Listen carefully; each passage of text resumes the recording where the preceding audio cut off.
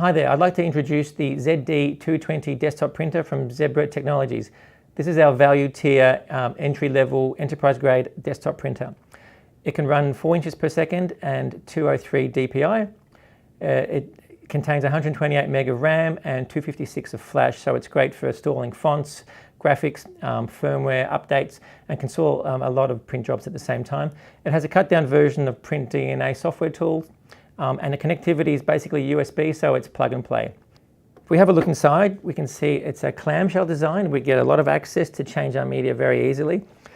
We have a media sensor here, which we can adjust. So if you're using different shapes or sizes of labels, such as tags or wristbands, we can adjust the sensor to suit that. So it comes in direct thermal and thermal transfer. And all in all, it's a great entry-level desktop enterprise-grade printer from Zebra Technologies.